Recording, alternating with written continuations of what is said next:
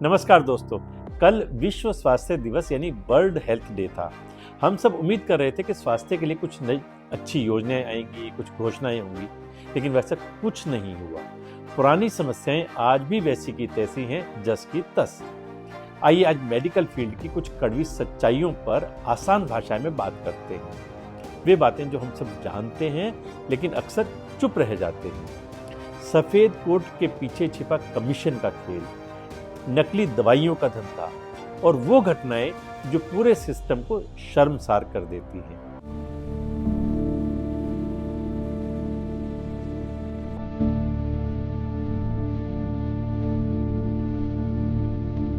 आइए medical mafia का सच्चा चेहरा देखते हैं। सबसे पहले बात करते हैं कट मनी यानी कमीशन की।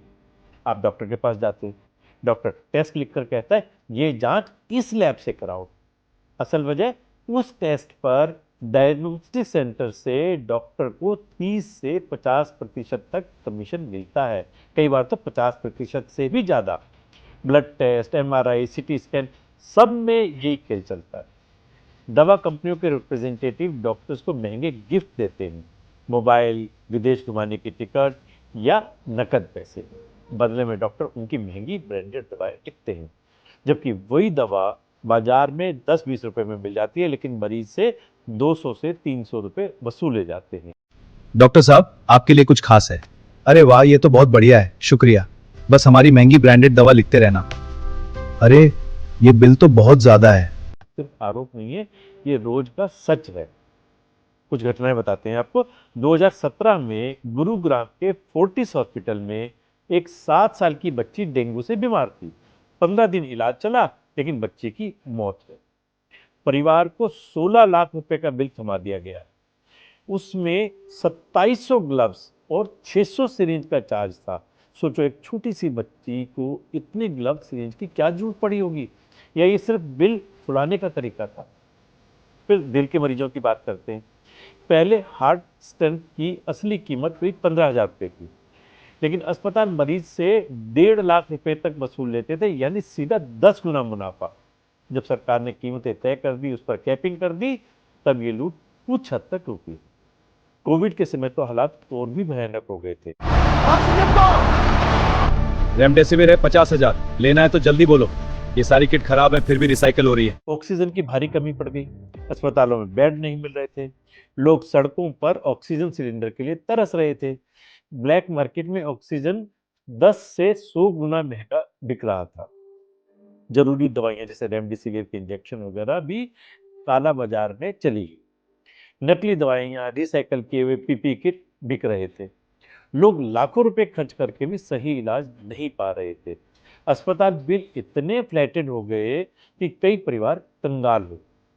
कोविड ने मेडिकल सिस्टम की सारी कमजोरियों और लालच को नंगा कर। हालांकि इस बात को भी नजरअंदाज नहीं किया जा सकता कि इस दौरान सैकड़ों डॉक्टर्स और पैरामेडिकल स्टाफ ने इलाज के समय अपनी जान गंवा दी थी।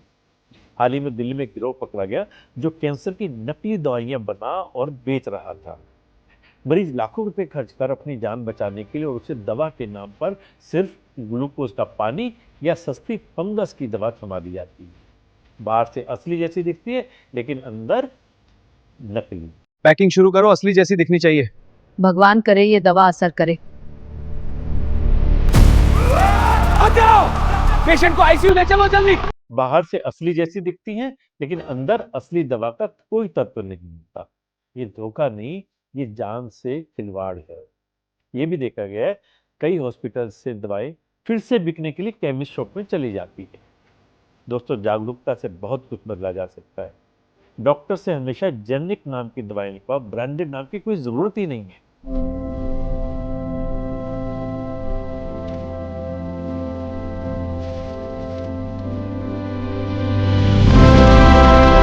दवाइयां जन औषधि केंद्र से खरीद सकते हैं।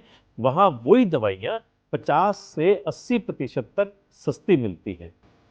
कोई भी टेस्ट किसी भी एनएबीएल प्रमाणित लैब से करवा सकते हो। डॉक्टर किसी खास लैब पर मजबूर नहीं कर सकता। यदि वो फिर भी आपको बार बार कहे, तो आप उसको कह सकते हैं कि नहीं, मैं अपने जानकार की, अपनी पसंद की लैब से ही टेस्ट कराऊंगा। अस्पताल का बिल ध्यान से चेक करना चाहिए। ग्लव्स, मास्क, सिरिंज जैसे जो छोटे मोटे सामान है वो उसमें सबसे ज़्यादा गड़बड़ होती है। यदि डॉक्टर कोई बड़ा ऑपरेशन या महंगा इलाज बताए तो हमेशा सेकंड ओपिनियन जरूर लेनी चाहिए। दोस्तों याद रखो, हर डॉक्टर बुरा नहीं होता। आज भी ज्यादातर डॉक्टर ईमानदारी से मरीजों की सेवा कर रहे हैं, लेकिन जिन्होंने इस पवित्र पेशे को सिर्फ पैसों का धंधा बना लिया है, उनके खिलाफ हमारी जागरूकता ही सबसे बड़ा हथियार है। जहाँ इंसानियत खत्म होती है, वहीं से ये गलत धंधा शुरू हो जाता है। तो जागरूक रहो, स्वस्थ रहो। नमस्कार।